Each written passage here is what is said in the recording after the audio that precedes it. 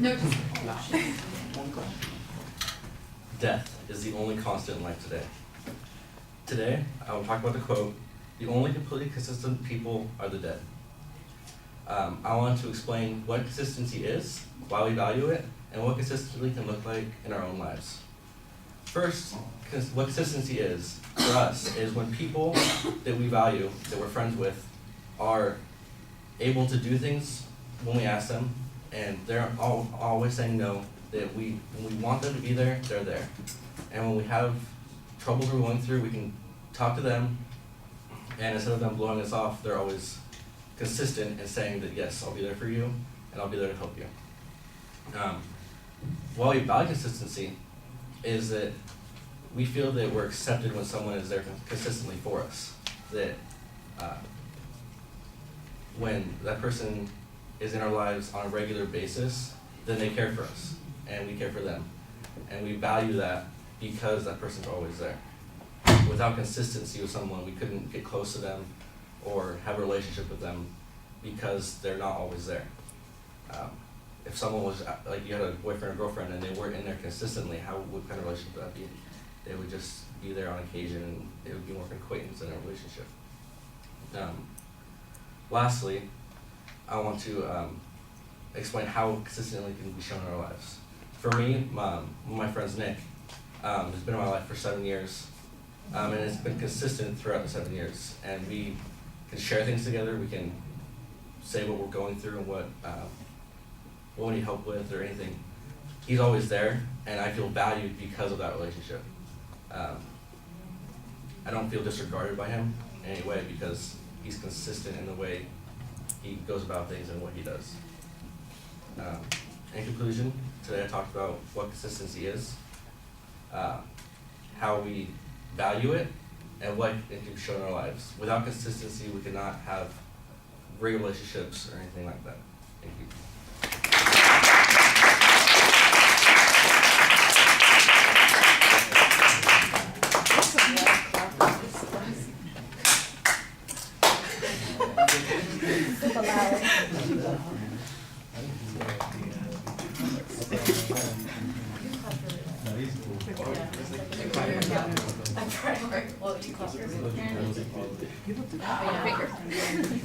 No fingers.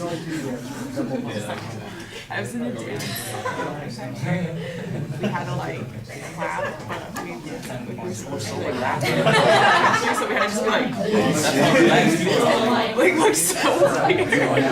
So I was like a joke now. We're all just like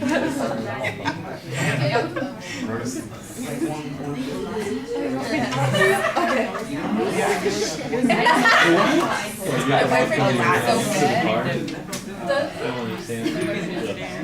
I swear, he was good. My boyfriend, I really should have got him laughing, and but we like didn't actually. You don't know how boyfriend. So like even the kids No one knew up here and the girls. Did you get a girlfriend? Did you get a girlfriend? It's like actually That's how much you care about her. like you have like stop burn.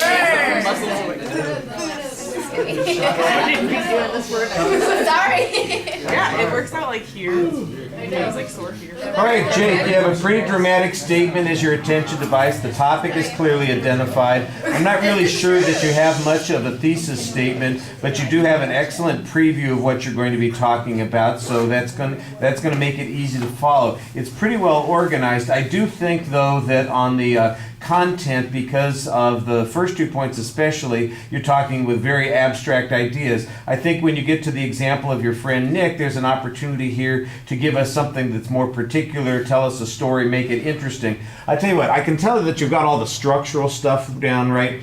You just need to add some personality and some interest to what you're talking about. Like a story about how Nick was consistent, for instance, in your friendship, that he did exactly what you expected him to do. He came through at the right time, or where you would return the favor for him. And tell us what happened, and a story about whatever it was when your car broke down and he showed up and helped you, and how grateful you were that he showed up in the middle of the night. Anything that kind of makes it a little bit more interesting. I can see that you've got all the mechanical stuff right. You just need to add some personality. And remember, this is about trying to create a relationship with the audience. And I think that if you don't do that with the content or the way that you speak to the audience, you're missing an opportunity to really be effective as a speaker. There are some things that you do as a speaker that I think are good at building that relationship, but there are a couple of things that are also, I think, a little bit problematic. So let's talk about those.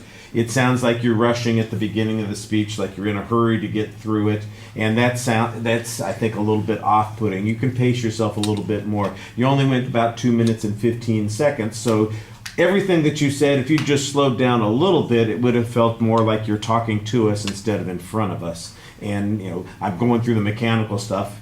No, slow down, contact, allow the audience to kind of react to things that you're saying, and you should be reacting to the audience too. And I don't see that there's much of that that's going on.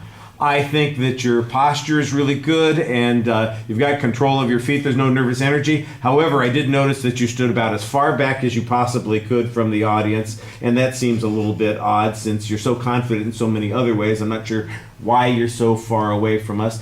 Stepping forward a little bit, I think, would probably be a good way to finesse, again, some relationship there. The gestures, I think, are good for the most part. Let's see. The summary, and I tell you, at the end of the speech, I thought you had a good summary, and you did remind us ultimately that there was a point that you were trying to make. You came back to that point, and that's a good way to finish. All right. Thank you.